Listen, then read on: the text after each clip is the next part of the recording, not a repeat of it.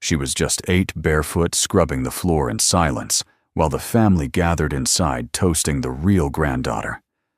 But when a passing single dad stepped through the kitchen door and saw her, everything changed. What happened next wasn't loud. It wasn't dramatic. It was quiet. And it rewrote every rule about love, belonging, and the kind of family we choose. If stories like this speak to your heart, go ahead and subscribe so you won't miss the ones that stay with you long after the last word. Now let me take you back to where it all began. Bo Thatcher wasn't supposed to be there that night. His shift had ended 2 hours earlier, and he should have been home microwaving a bowl of chicken pot pie while his old Labrador Murphy snored by the heater.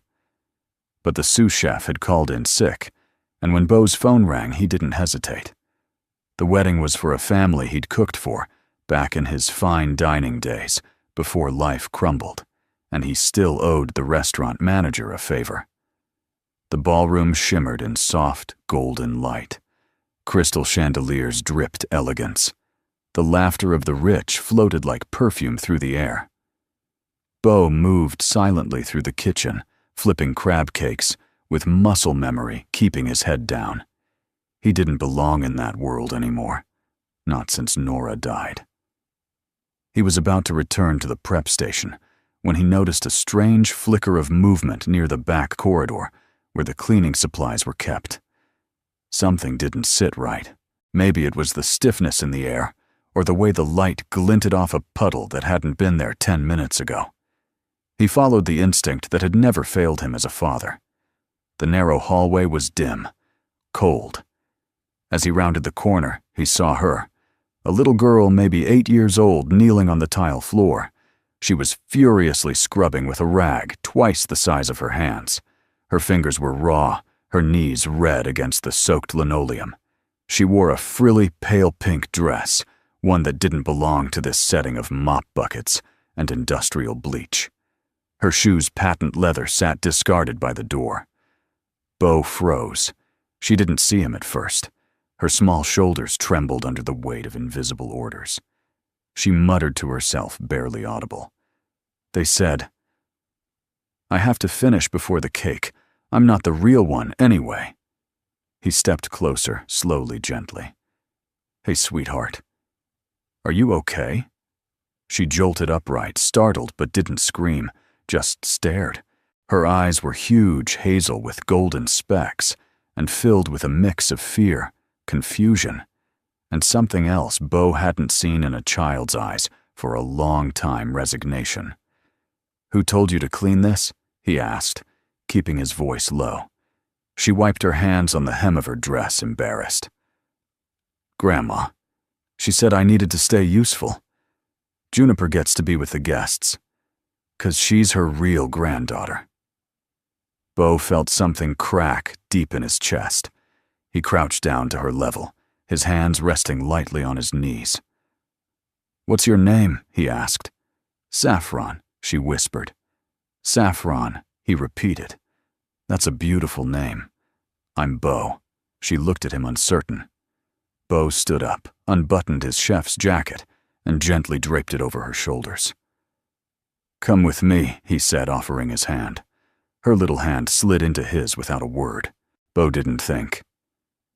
He walked out of that back hallway past the stainless steel trays and the watchful eyes of the kitchen staff. Out through the swinging double doors and into the ballroom. The music was playing. Guests were clinking glasses. A spotlight circled the dance floor where the bride and groom twirled in bliss. And there, seated at the family table, was a young girl about Saffron's age, dressed in the same shade of pink, polished, pampered, posed. Juniper. Heads began to turn.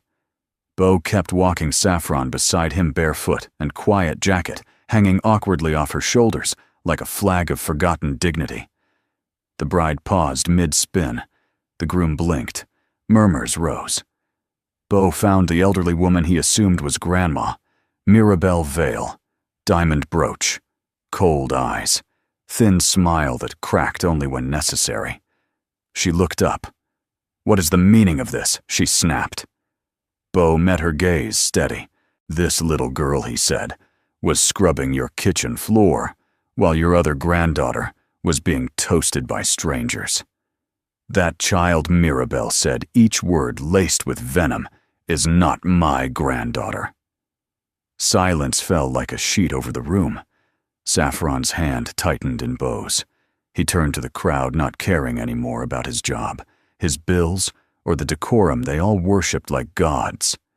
"She may not be your blood," he said quietly, "but she's still a child, a human being. And tonight, not one of you thought to ask where she was." Then he turned and walked out. They sat in Beau's old truck heater humming. Saffron sipped hot cocoa from a to-go cup he snagged from the restaurant's break room before they left. She didn't say much, just stared out the window jacket still wrapped around her like armor. Beau watched her from the driver's seat, the storm of thoughts in his chest louder than the rain on the windshield. He wasn't supposed to get involved, but he'd seen that look before in the mirror, back when grief had hollowed him out. He'd seen it in his daughter's eyes too during those first few months after Nora's accident. He couldn't unsee it again. Saffron finally looked up. "Are you going to take me back?" Beau shook his head slowly. "No, honey. Not tonight." She nodded once, then curled up against the door and fell asleep. Beau sat there a long time, and as the rain softened and the wipers slowed, he realized something. This wasn't just about rescuing a little girl from a cruel moment. It was about rescuing them both from the floor the world made them kneel on. Beau woke before dawn as he always did. He padded into the kitchen in wool socks, careful not to make a sound. The tiny beach house he'd inherited from his mother creaked in all the familiar ways, just enough to remind him it was still standing. Still holding stories within its walls. But this morning, the house felt different, as if something fragile and sacred had been left on the kitchen counter overnight. Through the cracked door of the guest room, he heard steady breathing. Saffron was still asleep, curled under the patchwork quilt his daughter once adored. Her tiny frame barely made a dent in the mattress, yet her presence filled the room. Beau leaned against the kitchen counter, rubbing a hand through his unruly dark hair. He knew he should call someone, maybe child services, maybe the police. But every part of him recoiled at the thought. He didn't know Saffron's full story yet, but he knew enough someone had looked at her and seen less, and he wouldn't be another person who did that. Instead, he brewed coffee and stared out the window at the rising sun, unsure if he was doing the right thing. Only certain he'd never forgive himself if he returned her to the people who made her scrub floors in a party dress. By 9 a.m., Saffron was up and sitting at his kitchen table, legs swinging as she watched him make pancakes. Beau slid a plate in front of her. She blinked at the stack. "These are for me, sure are." A long pause, then a whisper. "I've never had this many pancakes before." Beau hesitated, then sat down across from her. "You hungry?" She nodded. But she didn't eat right away. She just looked at the food like it might vanish if she touched it too quickly. Beau let the silence breathe. After a few bites, she looked up and asked, "Am I in trouble?" Beau shook his head. "No. But we're going to find your mom today." "Okay." Saffron's fork stopped midair. "She didn't know I was at the wedding. Grandma said she needed help in the kitchen, and Mom had to stay home." "Do you know where home is?" She nodded, a little more hopeful now. "It's in Coral Bend, on Ivy Street. Yellow door, lots of stairs." Beau smiled. That's a start. They drove to Coral Bend, a quieter part of town, where the sidewalks cracked with age, and the roses bloomed wildly in untamed gardens. Beau found the yellow door easily. It leaned slightly to the left, and the steps were lined with terracotta pots full of wilting herbs. A wind chime made from silverware tinkled softly above the porch. He knocked. A moment later, the door opened, revealing a woman in her early 30s, sitting in a motorized wheelchair. Her long auburn hair was pulled into a low bun, and she wore a faded apron over a soft blue sweater. She looked tired, but her eyes were alert, piercing even, and when she saw Saffron standing behind Bo, they filled with tears. "Safi," she whispered. Saffron ran forward and threw her arms around her mother's neck. The woman embraced her tightly, closing her eyes, as if breathing her child in. Bo stood back, hands in his coat pockets, not wanting to intrude. But the woman looked up at him and offered a trembling smile. "You must be the man who brought her back." Bo nodded. "Bo Thatcher." "I didn't mean to intrude. She was well working at the wedding. I couldn't leave her there." The woman exhaled sharply, half laughing, half crying. Of course she was. Mirabelle has a way of rewriting rules, including ones about children. Mirabelle's your mother. The woman nodded, bitterness flickering across her face. "I'm Elowen Vale. And yes, she's my mother, though she hasn't called me her daughter in years." Bo took a step closer. She said Saffron isn't really her granddaughter. Elowen's eyes darkened, but her voice stayed calm. "She's not technically. I wasn't married. The father disappeared before Saffron was born. That was enough for Mirabelle to write us both off." Bo felt heat rise in his chest. "So she made your daughter clean her floors instead of letting her attend her cousin's wedding." "She doesn't see her as family," Elowen said flatly. "Not really." There was a silence, then deep and raw. Bo looked at the worn floor behind Elowen's chair, at the boxes stacked near the walls, at the small kitchen through the open doorway, bare shelves, chipped tiles. He could feel the weight of years pressing in from every corner. "You okay here?" he asked quietly. Elowen lifted her chin. "We get by. I do what I can. I used to cook back when I had a job that paid more than pity wages. But after the car accident, well, kitchens aren't built for wheelchairs." Bo nodded slowly. "Mine is." She looked at him, unsure what to make of that. "I have a small place by the beach," he explained. "It's not fancy, but it's got a wide kitchen, a second bedroom, and a stove that could use someone who knows what they're doing." Elowen tilted her head. "Are you offering me a job?" Bo smiled. "I'm offering you a place to stand again, even if you're sitting." She blinked, stunned. "You don't even know me." I didn't know Saffron either, but I knew enough. A long pause. Then Elowen whispered, "Can I think about it?" "Of course." Bo turned to go, but Saffron rushed forward, grabbing his coat. "Can I come with you again?" "Just for a little while." Bo knelt to her level, meeting her eyes. "That's up to your mom." Elowen looked at her daughter, then at Bo, and something inside her softened. "One night," she said. "But only if you bring her back with pancakes." Bo chuckled. "Deal." The beach house sat low against the dunes, tucked like a secret between wind-bleached fences and wild lavender.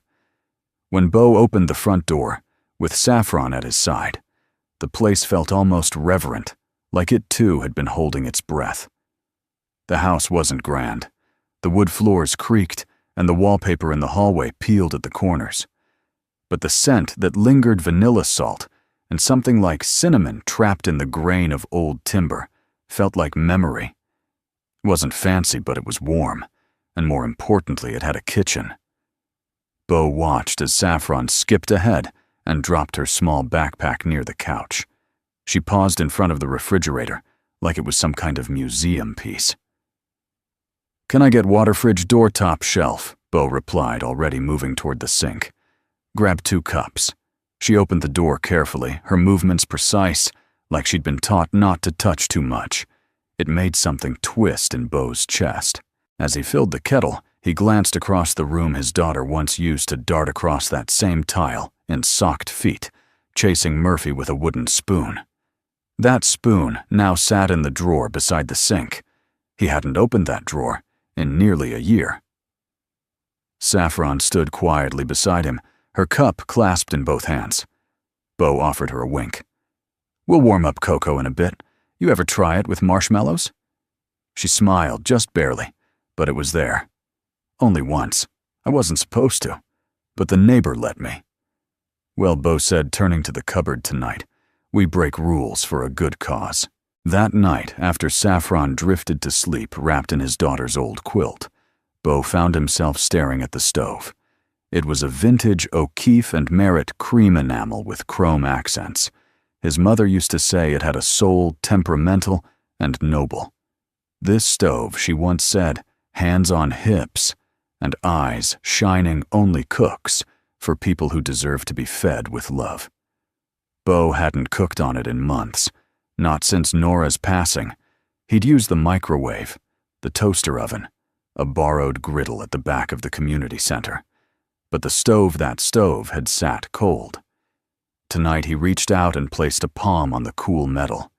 For a moment it felt like reaching into his past. And then, almost like the stove breathed back. He lit the burner. It caught on the first try. The next morning, Bo kept his promise pancakes this time, with blueberries and whipped cream. Saffron devoured hers.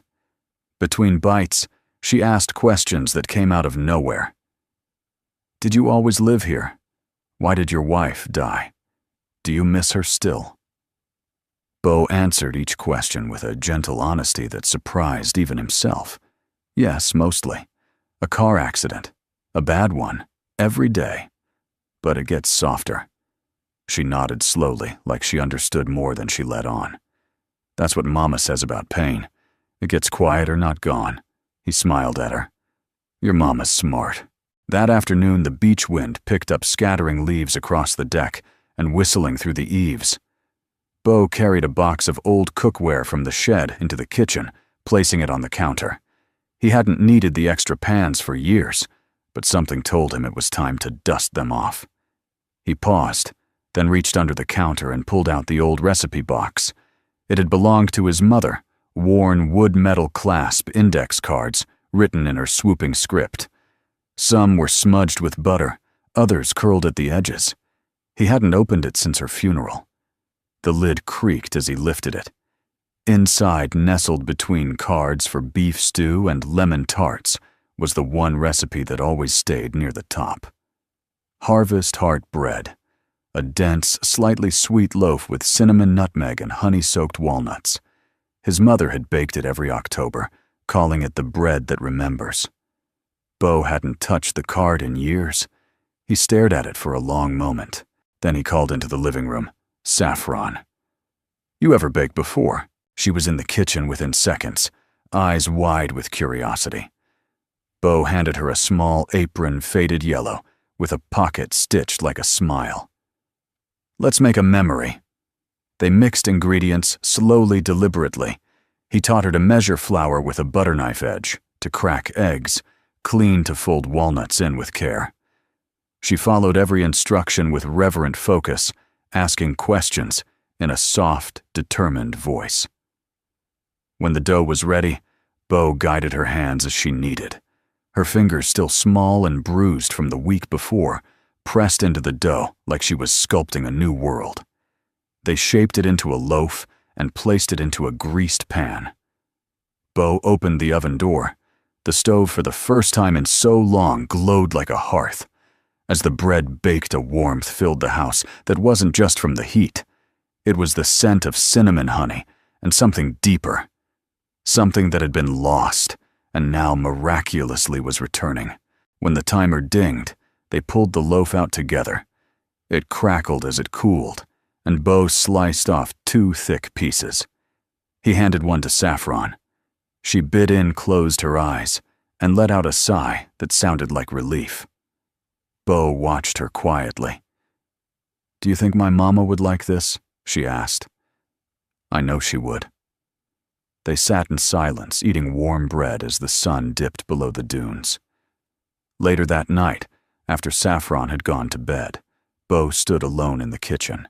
He ran his hand along the countertop, the recipe card still lying there. Then he took a pen and scribbled something in the margin just beneath his mother's looping title, baked with saffron, the first smile in a long time. He tucked the card back into the box, turned off the lights, and whispered to the empty kitchen. She's not just visiting. She's healing me, too. The morning sunlight poured through the kitchen window, like honey, thick, golden, slow. Saffron stood barefoot on a chair, her elbows perched on the counter, eyes trained on the wooden recipe box, as if it were a locked treasure chest. "Can I open it again?" she asked, voice barely above a whisper. Beau glanced up from the sink where he was rinsing blueberries for their morning pancakes. He saw the look on her face, hopeful, reverent, and he nodded. "Sure, just be gentle. Those cards are older than both of us put together." Saffron giggled, then slowly unlatched the brass clasp. Inside were dozens of index cards, some yellowed with time, others warped with use. Each one held a handwritten recipe in the neat curling script of Beau's mother. "Your mom wrote all of these?" she asked, leafing through them with clean hands. Every single one, Beau said. She believed good food was like music meant to be shared, not hoarded. Saffron pulled out a card and read it aloud. "Rosemary orange chicken with gravy for Sunday nights." She wrinkled her nose. "That sounds like a spell." Beau laughed. It kind of was. She could fix a broken heart with a skillet and a stick of butter. Saffron kept digging, reading titles like they were chapters in a magical novel. Peach cobbler for forgiveness, cider brisket when he calls lemon loaf for sad mornings. Then she froze. "What's this one?" she asked, holding up a worn, smudged card. Beau stepped closer. His heart skipped. "Butter rum cake for when he comes home." He hadn't seen that card in years. It had been Nora's favorite. Beau's wife. She used to joke that it wasn't a cake recipe at all. It was a test. If the man loved the cake, he'd stick around. Beau touched the edge of the card gently, as if it might disappear. "That one. That's a special one. Can we make it?" Beau hesitated. He hadn't tasted that cake since the night before Nora's accident. She had baked it just for him, without occasion, without a reason, just because love needed space to show up. He took a long breath and nodded. "Yeah, kiddo. We can." It took the better part of the afternoon. Saffron insisted on reading each step out loud like a ceremony. "Cream the butter till it sings," she said, giggling. "Add rum in slow tears," she read with wide eyes. Beau laughed. "That's not tears, it's teaspoons. But it works both ways." Flour flew, vanilla spilled, butter melted. And when they finally poured the golden batter into the bundt pan and slid it into the oven, the house smelled like something holy. Beau stood by the counter watching her. He didn't speak for a while. Then, almost too softly to catch, "Do you miss her?" Your mom, Saffron, didn't look away from the oven light. Only when it's quiet. But mostly, I think she misses herself. Beau leaned against the counter, arms folded. "That makes sense. She used to laugh a lot," Saffron said. She had a big laugh, like from the belly. Beau smiled. "That's the best kind. She hasn't laughed since the crash." Maybe, Beau said gently, she just needs a different reason. Later that evening, they packed the cooled cake into a bakery box Beau had kept in the pantry, tied it with twine, and drove toward Ivy Street. The yellow house looked the same, weathered and tired, but this time the porch light was on. Beau rang the bell cake in hand, and Saffron stood tall beside him, proud as if she'd made the dessert for a state fair. Elowen answered in her wheelchair, her red hair tied loosely, and her eyes surprised. "You brought me something," she asked. Beau held up the cake box. "We figured you could use something sweet." She took it, her hands shaking just slightly. "You didn't have to." "But we wanted to," Saffron interrupted, stepping forward. "This is butter rum cake for when he comes home. From your stove to ours." Elowen blinked at the title, then laughed a short, breathy sound that broke like a window in spring. "That's quite a name." Saffron beamed. "It's the first recipe we made from the box. The first that felt like more than food." Elowen opened the box, peered in, and then she stopped. Bo watched her face soften, watched the memory wash over her like a tide. "I remember this smell," she said. "I baked something like this once before the accident. It filled the whole apartment." We danced in the kitchen. Bo said nothing, letting the moment carry itself. Elowen looked up slowly. "Would you two like to stay for dinner?" They ate on folding chairs in the living room, plates balanced on laps, laughter weaving between bites of pasta and awkward sips of lemonade. Elowen had cooked a simple garlic fettuccine with roasted tomatoes, and though her movements were slow, every gesture felt intentional, graceful. Bo noticed how the light shifted in her as she cooked, the way her voice carried again, the way she told a joke halfway through stirring the sauce. It wasn't just food. It was her reclaiming something she'd lost. After dinner, Saffron fell asleep, curled in a blanket on the sofa. Bo and Elowen sat quietly watching the girl's chest rise and fall in steady rhythm. "She's safe with you," Elowen said softly. "I hope she feels that way." "She does," she said, then added, "So do I." Bo met her eyes. "I meant what I said. My kitchen's wide. My stove's lonely. And we could use more of your sauce." Elowen smiled slowly, cautiously. "Are you offering me a job again?" He chuckled. "No, this time I'm offering you a place at the table. It started with one loaf of bread." Bo didn't mean for it to be anything more than a quiet gesture. He and Saffron had baked it the night before, a warm molasses-rich loaf from the recipe box titled Autumn Wheat for Gathering Days. He brought it to his neighbor May Jenkins, who had recently lost her husband of 53 years. She opened the door, took one whiff of the loaf, and burst into tears. Not the wrenching kind, but soft, grateful ones, like someone had reached through time and handed her a memory she thought was gone. That was the first delivery.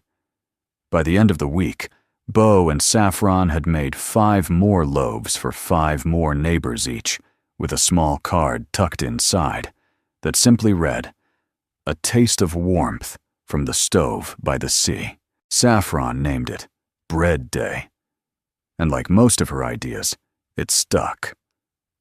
Every Friday morning, she and Bo woke early, tied on aprons, hers still too big, and cinched with a clothespin, and picked 3 or 4 recipes from the box.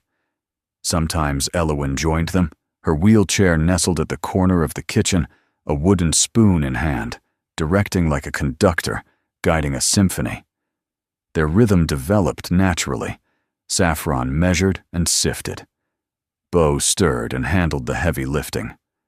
Elowen, once unsure of her place, began experimenting again, adding citrus zest to banana loaves, swapping in rosemary where cinnamon once ruled. Each batch bore their fingerprints, their stories, and the town began to notice. It was May Jenkins who first suggested the obvious.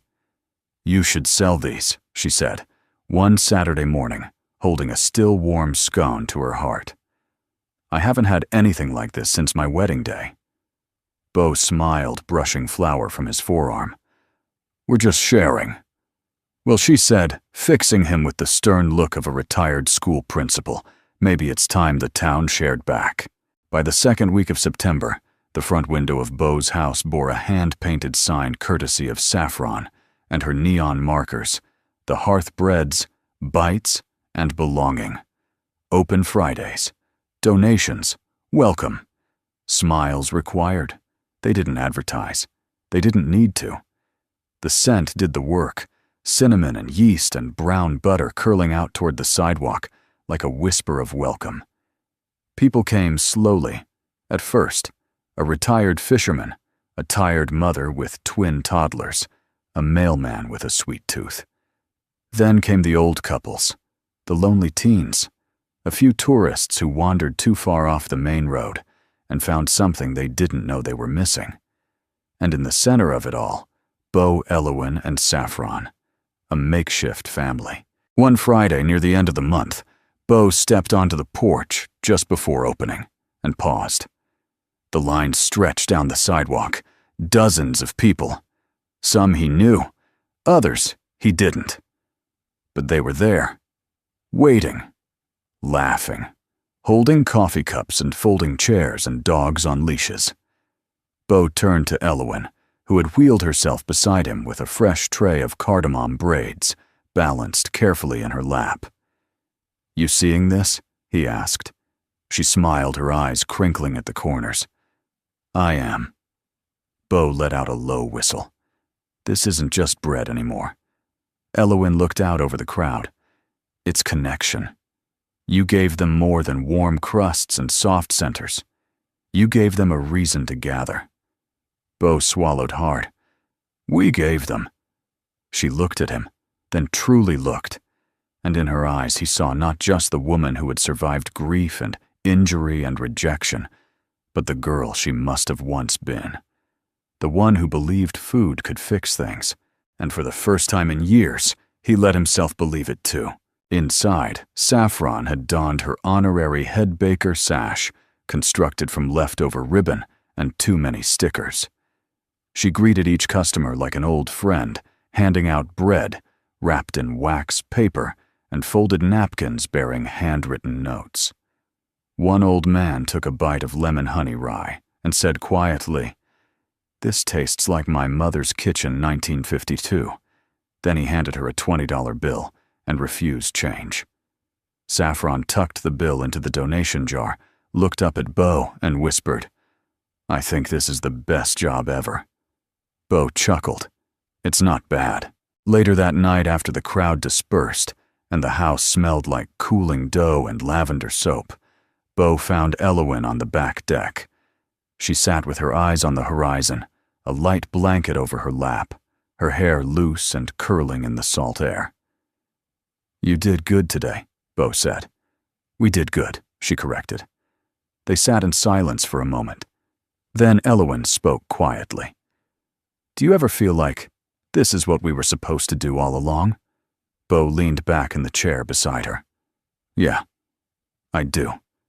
She turned toward him. "I'm scared to want this." He met her gaze. "Me too. I mean, what if it doesn't last? Then we keep baking." She laughed, really laughed, and Beau felt the sound settle into his chest like a steady drumbeat. "You're not afraid of much, are you?" she asked. "I'm terrified," he replied. "But somehow, you and Saffron make it feel okay." She looked down at her hands. "You ever think maybe this isn't just kindness?" Beau tilted his head. "What do you mean? I mean," her voice trembled. "What if this is love pretending it's just helping?" The question floated between them, delicate and dangerous. Beau didn't answer right away. He reached over slowly and brushed a strand of hair from her cheek. "I think love has always been quiet like that," he said. "It kneads itself into things until we don't know where it begins and we end." Elowen didn't move. She just smiled, eyes shining, and whispered, "Then I hope it rises well." Beau chuckled, then leaned closer. And for the first time since he'd lost Nora, he didn't feel like he was betraying the past by choosing the present. The knock came just after noon on a crisp Saturday. Beau was kneading dough in the kitchen forearms dusted with flour when Saffron peered through the front window and froze. Her breath caught hand still on the curtain. Beau looked up from the counter, instantly alert. "What is it?" he asked. Saffron turned slowly. "It's her." Beau wiped his hands on a towel, moved to the window, and saw a black town car parked just beyond the garden gate. The door stood open. And there, standing impossibly straight in a tailored cream coat, was Mirabelle Vale. She hadn't aged as much as Beau expected. Her silver hair was pulled into a flawless chignon. Her shoes were narrow-pointed and impractical for gravel. But her eyes, steel blue, sharp cold, were exactly as Saffron had described them. Beau's jaw tightened. She doesn't get to take you back, he said firmly. Saffron didn't answer. She just stood still, arms wrapped around her stomach, as if bracing for a storm she'd already lived through once. Beau opened the front door before Mirabel had the chance to knock again. She gave him a thin smile, one that never touched her eyes. "Mr. Thatcher," she said, "you've made quite the name for yourself in this little corner of town. Fresh bread and noble gestures." Beau didn't step aside. "What do you want?" "I'm here for my granddaughter. She's not yours. She's Elowyn's child. Elowyn is my daughter. That makes the girl mine by blood and legal precedent." Beau's voice was low and even. "Blood doesn't mean belonging. You proved that when you left her scrubbing floors while the other one danced." Mirabel's lips thinned. "You're sentimental. That's dangerous in adults." Beau stepped forward. "You don't scare me, Mrs. Vale. And Saffron isn't going anywhere unless her mother says so." That finally made her blink. "She's here?" Mirabel asked, almost uncertain for the first time. "She is," came a voice from behind Beau. "Elowyn." She wheeled onto the porch, slowly wearing a navy cardigan, and her old chef's apron, a smear of flour on her temple like war paint. Mirabel's expression flickered. "Elowyn. You look like a woman who found her feet again," Elowyn said, voice steady. "Even if I'm still sitting." Mirabel's posture stiffened. "This is a foolish act of defiance," No Mother Elowyn said quietly. "This is a boundary." Saffron stepped outside, then quietly taking Beau's hand.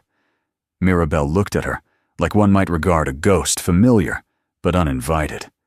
"You left her in a utility closet with a mop," Elowyn continued. "You didn't see her as family. You barely saw her as human.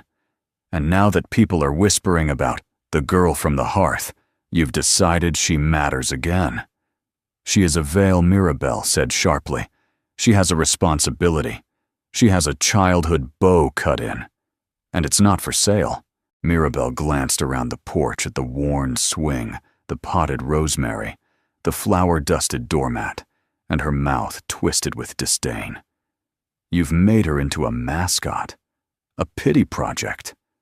"No," Elowyn said, her voice stronger now. "We've made her home." There was silence. For a moment, the only sound was the breeze sifting through the beach grass. Then softly, Saffron spoke. "I don't want to come with you," she said, looking directly at her grandmother. "Not today. Not ever." Mirabel looked genuinely stunned. You don't get to say that, she replied, voice brittle, but Saffron didn't flinch. "I just did." Beau expected shouting, threats, legal warnings. But instead, Mirabel stepped back, her hands adjusting the cuffs of her coat. "Very well," she said coldly. "You want to be ordinary, so be it. But don't come knocking when the glitter wears off." Elowyn smiled, small, sad, and unshaken. "We prefer bread to glitter anyway." With that, Mirabel turned, climbed into the car, and drove away, leaving only the crunch of tires on gravel and a strange hollowness in the air. Beau let out a breath he hadn't realized he was holding. Elowyn reached for Saffron's hand. "You okay, love?" Saffron nodded. "I didn't shake. Not even once." Beau ruffled her hair. "That's 'cause you stood tall where it counted." That night, the hearth stayed open later than usual. Word had spread fast, of course it had, and the regulars came by not just for baked goods, but for something more potent, quiet celebration. They brought candles, folded notes of encouragement. A woman from the council gifted Saffron a hand-sewn apron embroidered with, "You are enough. Always." At the counter, Elowyn baked without pausing. Her hands remembered recipes her heart once feared. Beau moved like the room knew him. And Saffron, radiant, confident, took orders, made jokes, offered tiny honey cakes to toddlers. At one point, Beau paused to watch them both, Elowyn and Saffron, and felt it in his chest, like thunder wrapped in peace. They weren't surviving anymore. they were becoming. Later, after the last guest left and the porch light dimmed, Bo found Elowen sitting on the back deck, a mug of chamomile tea in her hands. He sat beside her. I wasn't sure how that would end, he admitted. She smiled into the steam. Me neither. Bo looked at her, really looked, and said, "You were incredible today." "So were you," she said. Then after a beat, she used to make me feel small, like I had to earn her love. "You don't owe anyone your worth," Bo said gently, especially not someone who couldn't see it. Elowen nodded. But I needed someone to remind me of that. Bo looked at her heart full.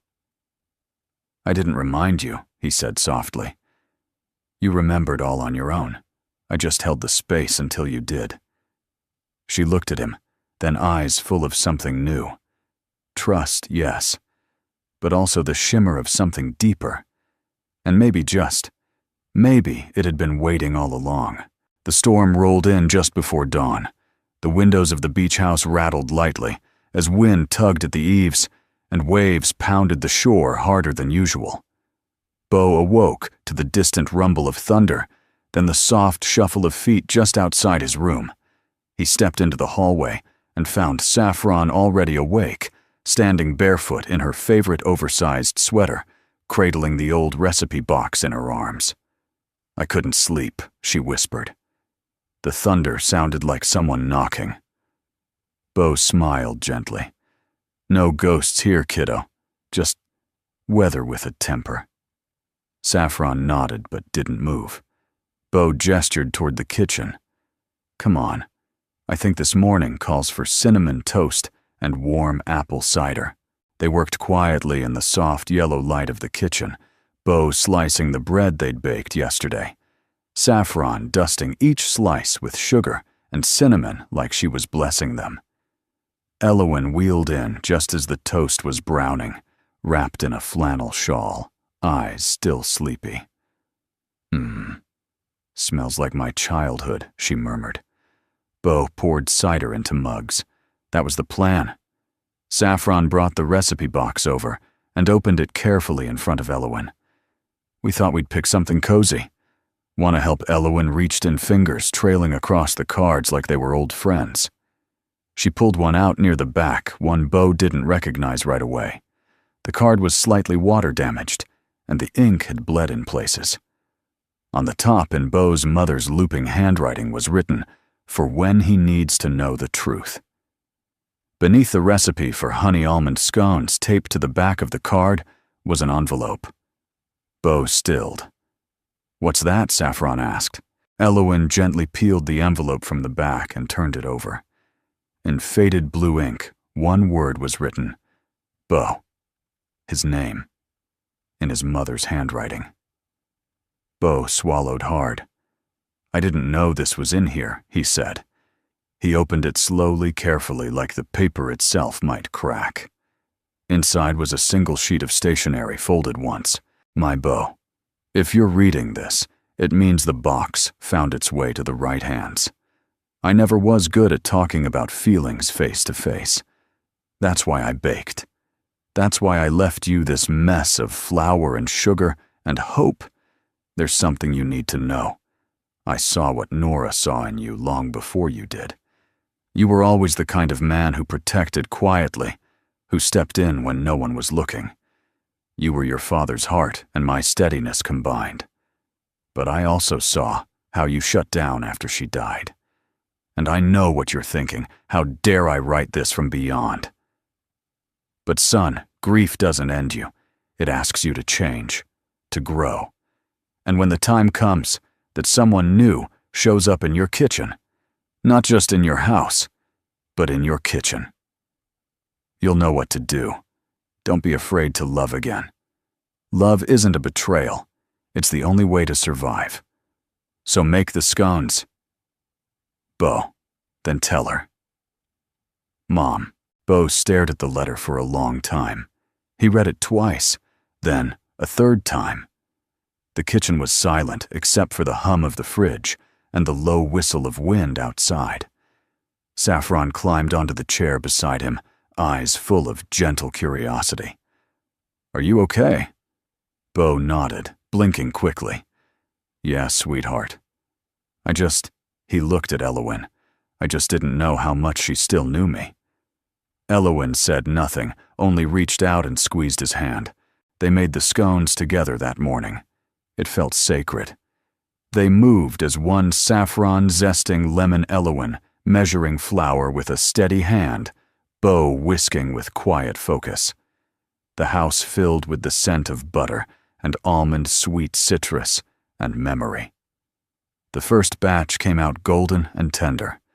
Bo wrapped 3 in a napkin and stepped outside for a moment. The sky was bruised with storm clouds, but the rain had paused. He looked out toward the horizon, took a breath, and said softly into the wind, "Thanks, Mom." Then he came back in, and the world somehow felt steadier. That afternoon, while Saffron napped under a pile of quilts, and Murphy snored by her feet, Bo and Elowen sat on the back porch, sharing the last 2 scones and mugs of strong tea. Elowen held the letter in her lap. She hadn't asked to read it, but Bo had offered it anyway. Now she folded it carefully and handed it back. She was a remarkable woman, she said. She was, Bo agreed, stubborn, soft in secret, could bake forgiveness into shortbread. Elowen smiled. "You're a lot like her." Bo looked at her. "I hope so." Then after a pause, "There's more I want to say, but I keep thinking maybe it's too soon." Elowen leaned in slightly. "I'm listening." Bo hesitated, then said, "I think..." My heart started beating again the day I saw Saffron in that kitchen, and every day since it's gotten louder. You and her, this house, this kitchen, you brought me back to myself. Elowen's eyes shimmered. "I was broken when I got here," she whispered. "But your home gave me room to rebuild." Bo reached out, brushed a crumb from her lower lip, then let his hand linger along her cheek. "We don't have to name it yet," he said. "But it's real. Whatever this is, it's real." She nodded. "It is." He leaned in slow and certain and pressed his lips to her forehead, a kiss that said, "I see you. I respect you. I'm not going anywhere." And she closed her eyes, letting herself believe it. That night, as the wind picked up again and the storm returned in earnest, Bo tucked the letter back into the recipe box, not as an ending, but as a beginning. Because sometimes truth isn't a reckoning, it's a recipe. And love, he was beginning to understand, wasn't a single flavor. It was a full meal, warm, messy, and worth waiting for. It began with a dropped mixing bowl. Not a dramatic crash, just a soft clatter against tile enough to make Saffron spin around and Bo rush into the kitchen with a towel already in hand. But what they saw made them freeze. Elowen wasn't in her chair. She was standing, wobbly, pale, breath held like a tightrope walker. But she was up. Her hands clutched the edge of the counter, and one foot, just one, was rooted firm on the floor, while the other trembled behind it, heel barely grazing the tile. Bo dropped the towel. "Elowen," he said softly, as if a louder voice might startle the moment into vanishing. She looked up at him, and for a beat, her eyes filled with the quiet terror of someone who had been told for too long what wasn't possible. Then she smiled. It was the kind of smile that didn't come from joy alone, but from defiance, grit, and something more ancient than hope. I didn't mean to," she whispered. "I just reached." Bo didn't move. He knew better than to run forward to help, to make it about anything other than what it was, her moment. Saffron's voice broke the silence. "Mom," she whispered, "you're doing it." Elowen began to shake, and then just like that, her knees buckled. Bo caught her before she hit the floor. Not like a hero, just a man who had waited years to lift someone, not because they were falling, but because they had tried. He helped her sit on the kitchen bench, her breath's ragged tears clinging to her lashes. "I'm okay," she said, laughing through the ache. "I'm okay." "You stood," Saffron said, hands clasped like a prayer. "You stood." "Mama." Elowen nodded, touching her thigh as if to confirm the truth of it. It wasn't long, but it was real. Bo crouched beside her. "You don't have to do it all today. I wasn't planning to," she replied, a spark returning to her tone. "But this kitchen, it's where I feel strongest," he smiled. "That's because it's yours now, too." The news spread through the neighborhood before the end of the day, not because they told anyone, but because stories like this have a way of traveling without permission. By Friday, customers who came to the hearth weren't just asking for walnut scones or the rosemary molasses rolls. They were asking for Elowen. "Is she here today? Can she come say hi? Tell her that bread she made last week saved my Tuesday." Bo watched as Elowen, now wheeling more confidently than ever, rolled through the bakery-turned-living room and greeted each person like they were an old friend. But something had shifted. She wasn't just part of the kitchen. She was the center of it.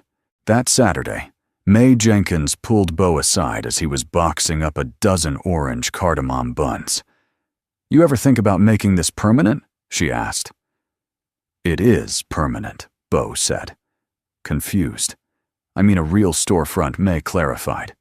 "Downtown. Lease the old florist shop. Make the hearth something this town can't ignore." Bo blinked. "That sounds enormous."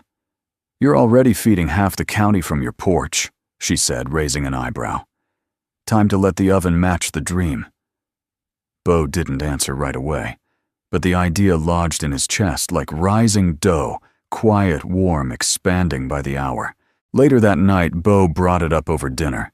He expected Elowen to hesitate, to question the risk. Instead, she leaned forward and said, "I've already sketched the layout." Bo blinked. "You what I've been dreaming about it," she said. "Double ovens, lowered counters for me, a chalkboard wall for the daily menu, and a corner just for Saffron to do homework or make a mess." Saffron grinned. "Can I also paint the wall?" Elowen chuckled. "Within reason." Bo looked between them and realized something he hadn't fully named until now. They weren't just surviving together. They were building a life, a business, a home. He reached into his jacket pocket and slid a folded piece of paper across the table. Elowen opened it slowly. Her breath caught. It was a lease application. The florist shop on Main Street. "Bo," she whispered. "I don't want to do it without you," he said. "I could, maybe. But I don't want to." She looked at him for a long moment, then down at the paper.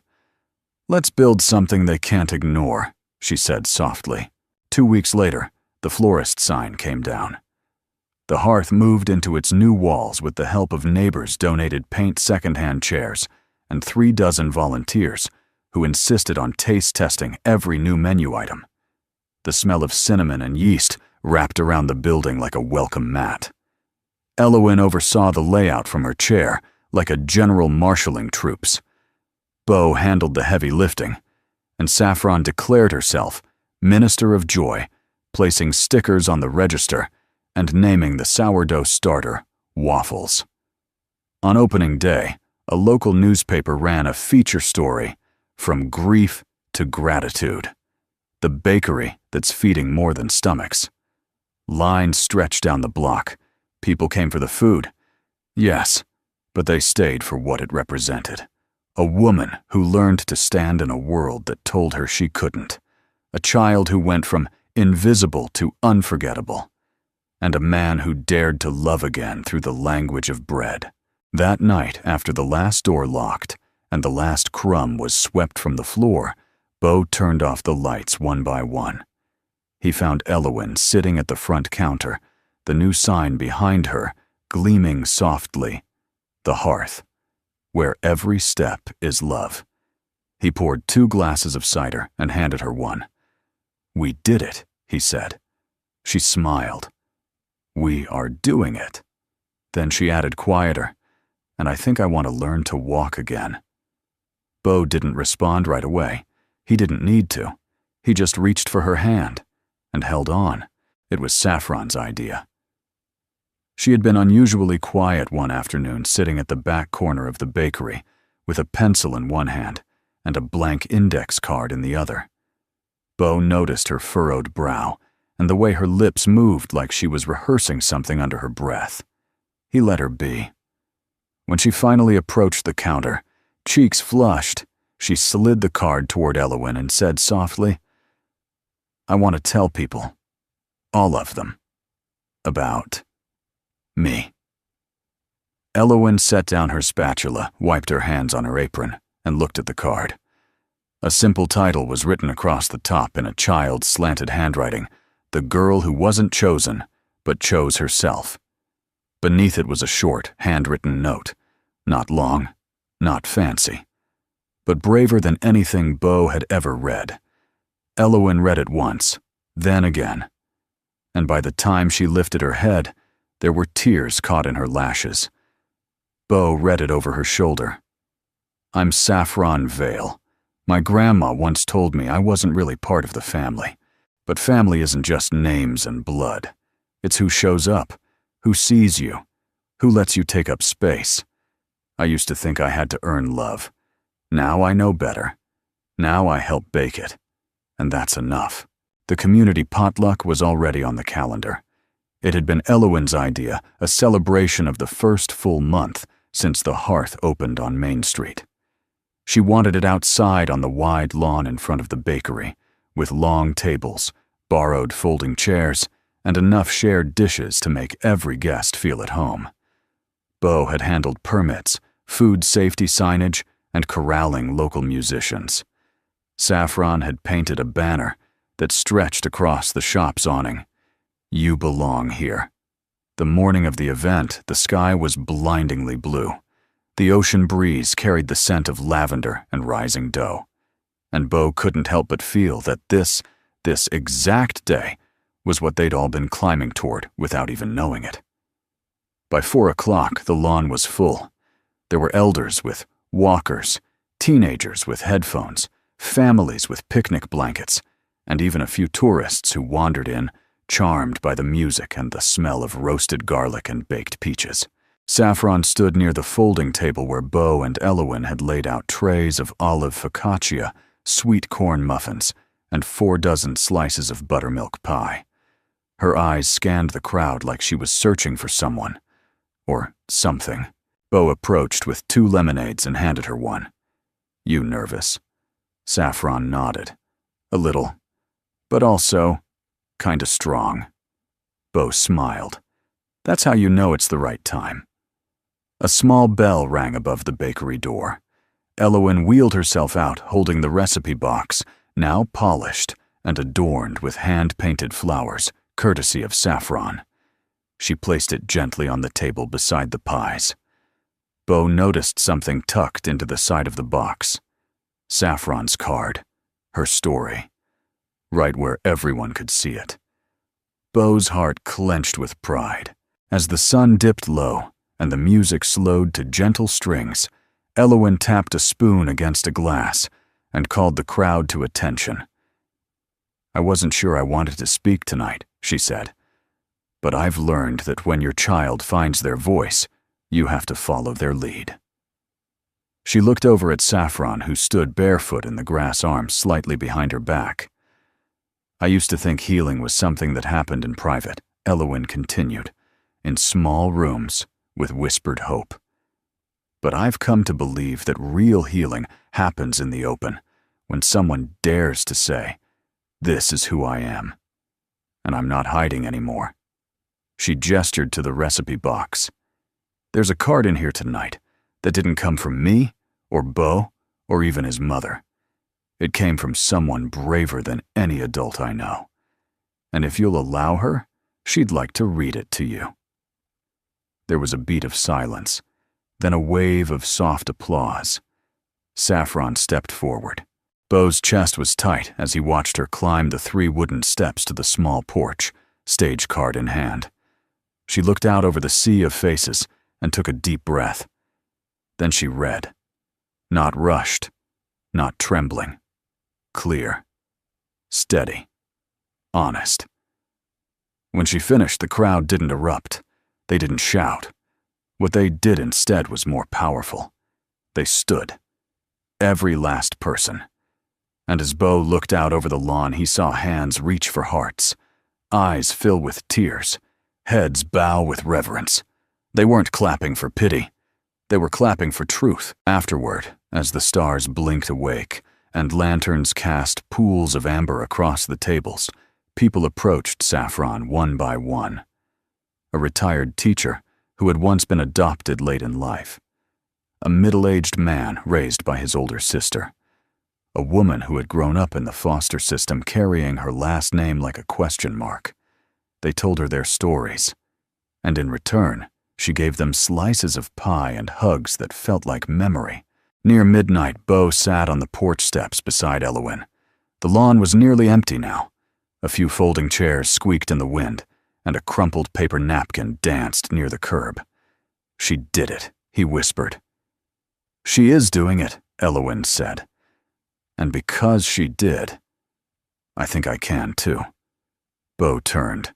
What do you mean? Elowen reached into her apron pocket and pulled out a folded piece of paper. She handed it to Bo. It was a name change request. Signed. Filed. Official. I've carried the Vale name out of fear, she said. Obligation. Habit. But tonight reminded me, we get to choose who we are. Bo stared at the form emotions tangling in his throat. What name will you use? He asked. She smiled. My grandmother's. The one who taught me to knead dough and hold my head high. She took a deep breath. I'm Elowen Hart now. Bo reached for her hand. It fits you, he said. She looked at him, eyes glinting with something unspoken. You fit me, she whispered. Then she leaned in and kissed him, not like a question, not like a maybe, but like a yes. Bo didn't sleep that night. Not because of restlessness, but because peace, when it finally arrives, is too rare to waste on dreams. He stayed on the porch long after Elowen went inside, the echo of her kiss still warm against his lips. It hadn't been rushed or hesitant. It had been rooted like her, like the woman she had become after years of being told she wasn't enough. He watched the moonlight spill across the recipe box that still sat on the porch table. Saffron had tucked her story card inside behind Harvest Heartbread, as if it belonged there all along. Bo exhaled slowly, a whisper of air he didn't know he'd been holding for years. Tomorrow, he would tell her. Not just that he loved her, but that she'd brought his heart back from a silence so long he'd thought it was permanent. The next morning, he rose early. The beach mist still hugged the sand like a secret, and the bakery lights glowed soft and golden. He took down the closed for restocking sign they'd hung for the weekend and replaced it with a fresh one he'd written himself, Special Celebration Menu Today. Come taste something new. Inside, Elowen was already at the counter, her hair pulled back, loosely apron tied high. There was a glow in her face, not the kind makeup could mimic, but the kind born from inner steadiness. She looked up as Bo entered, a slow smile spreading. You're up early, she said. He set his keys down, crossed to her, and handed her a single recipe card. It was blank, but at the top in Bo's careful handwriting was the title, The First Kiss and Everything After. Elowen blinked, then laughed softly. You're writing recipes now. I figured if love could start in a kitchen, maybe it deserved a card of its own. She stared at the card fingers brushing the edge. Bo took her hand. I love you, Elle. I've loved you since the night you tried to pretend you didn't need help, but let me carry your groceries anyway. Her eyes sparkled. And I've loved you since you handed a little girl cocoa like it was the most important thing in the world. He leaned in and kissed her again this time, with no doubt between them. Just flour and fire and future. Saffron burst into the kitchen 15 minutes later, shoeless and breathless, carrying a stack of drawings. "I made a new logo," she announced, holding up a crayon masterpiece of a loaf of bread with a heart in the middle, and what looked suspiciously like 3 stick figures, Bo, Elowen, and her standing under it. Elowen chuckled.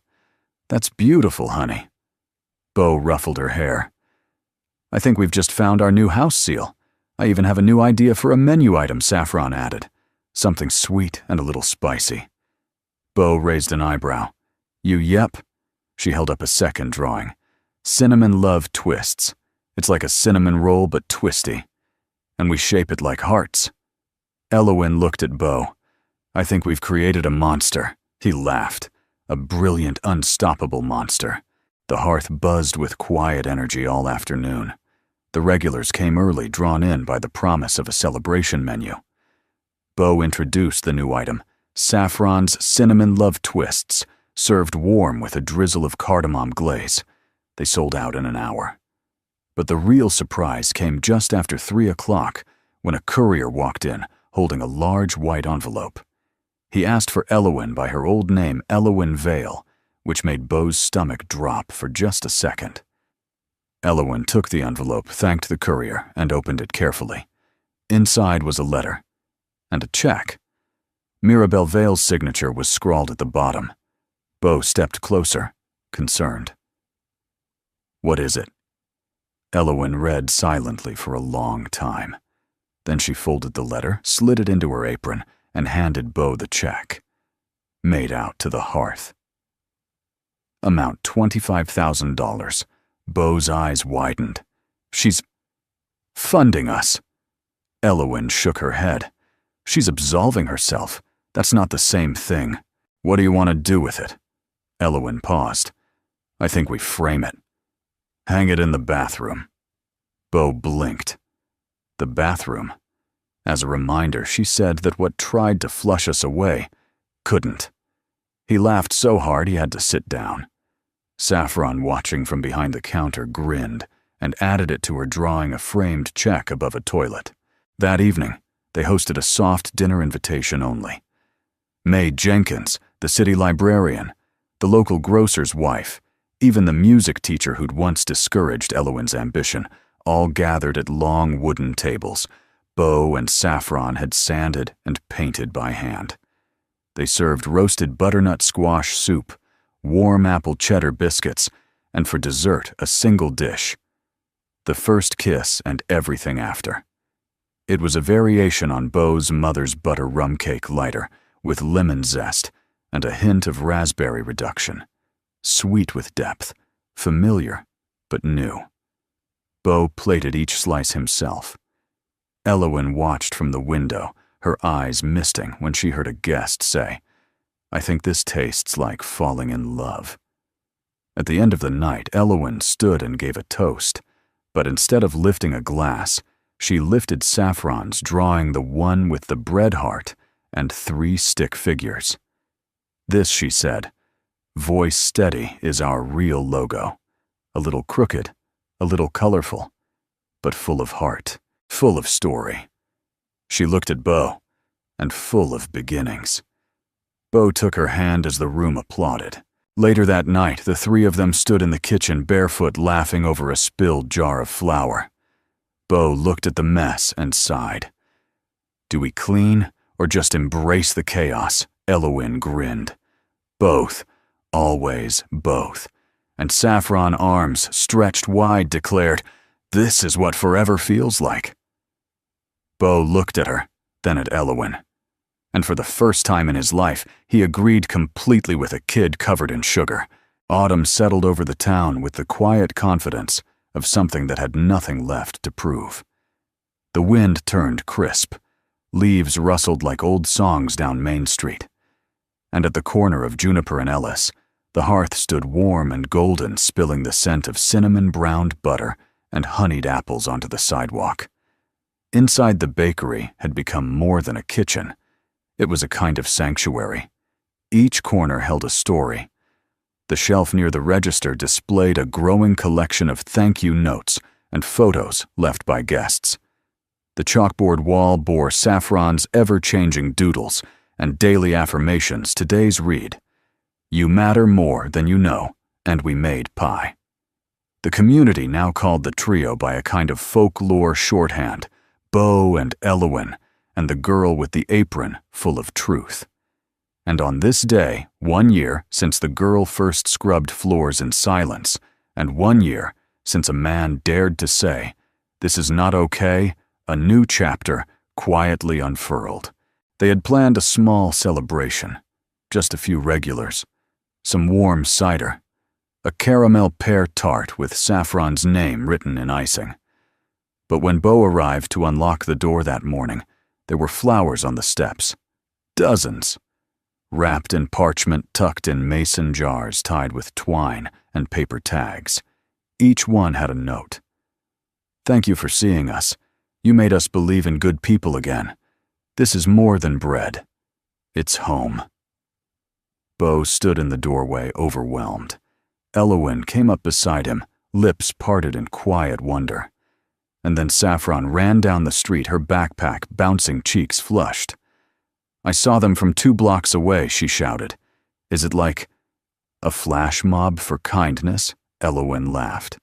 "It just might be." Bo cleared his throat. "I guess the town remembered."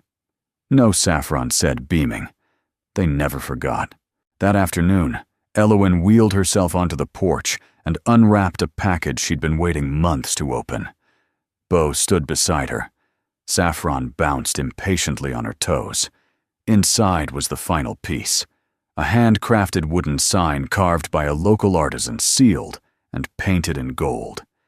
They lifted it together, mounted it just above the front door, and stepped back to admire the words, "The hearth, where every step is love." There were no speeches, no cameras, just 3 people once broken, now whole, watching the sunlight catch on letters that had grown from flour and fire and fearless honesty. As the sun dipped low, the front door opened again, and a familiar face stepped into the doorway. It was Juniper.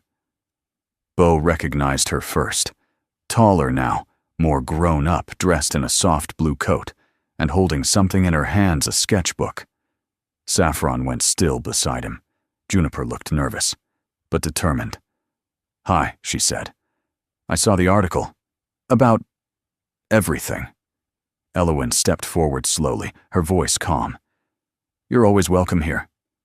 Juniper's eyes filled. "I didn't know back then. I thought I was the lucky one. But turns out you were." She handed Saffron the sketchbook. "These are for you. Recipes I made up. I don't know if they're good, but they're yours now." Saffron opened the book and gasped. Dozens of drawings, notes, flavors, ideas, some silly, some inspired. She hugged her cousin without hesitation. "I've got one," Saffron said brightly. "It's called Cousin's Crumble. We make it together." You and Juniper nodded, tears rolling down her cheeks. "I'm in." Bo stepped back into the bakery, watching the scene unfold. 1 year ago, a girl had been scrubbed out of sight. Today, she was welcoming someone in. That evening, Bo prepared one last surprise. He waited until the bakery had emptied, and the porch was lit only by soft string lights swaying in the wind. He took Elowen's hand and led her inside. On the main bakery wall above the recipe box was a new frame. Inside it, a carefully pressed linen napkin, and stitched into the cloth in Saffron's handwriting were the words, "Her floor no more." Elowen gasped. "Where did you—" "I kept the first apron she wore," Bo said softly. "The one she tied with string. I asked May to help me save it." Elowen touched the frame like it held a holy relic. She never belonged on a floor. "No," Bo said. But she needed to know someone would kneel for her first. Elowen turned toward him. "You gave us both more than a second chance." Bo shook his head. "You gave me one. And now—" He knelt, not to fix something, not to rescue, but to propose. From his pocket he pulled a small, simple ring. handmade, a soft gold band set with a fleck of beach glass, green and luminous.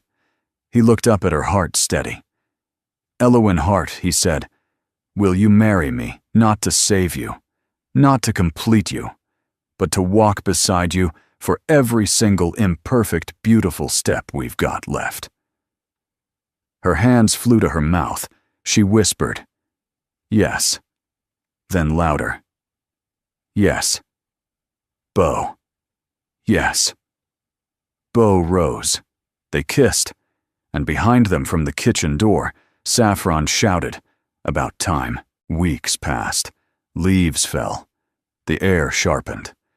And on a quiet December morning, under a trellis of pine and cinnamon sticks, Beau and Elowyn said, "I do behind the bakery." The whole town came. Saffron stood proudly between them, holding the rings and wearing an apron that read, "Head Baker." Assistant Flower Girl. Miracle Witness. Their vows were simple. Their kiss was not. The hearth glowed long into the night. Candles lined the windows. Music poured from an old record player. People danced, ate, cried, and came back for thirds. And no one wanted to leave. Because they weren't just there for cake. They were there to honor something rare. A girl who found her name. A woman who stood again. And a man who opened his arms and let a miracle walk in with muddy shoes and a recipe box full of second chances. On the final page of the bakery's guest book, a visitor left this note: "I came for the cinnamon twists." I stayed, because this place taught me I'm still allowed to believe in people. And just like that, a little girl who once scrubbed floors found herself standing tall, surrounded by love, laughter, and the kind of family that didn't come from blood, but from choice. If this story touched you, we'd love to know where you're watching from. Whether you're tuning in from a small town, a big city, or somewhere in between, your presence here means more than you know. Feel free to share in the comments below. And if stories of kindness, second chances, and quiet miracles speak to your heart, don't forget to subscribe so you won't miss what comes next. Thank you truly for spending this time with us. From our little corner of the internet to wherever you are, you belong here.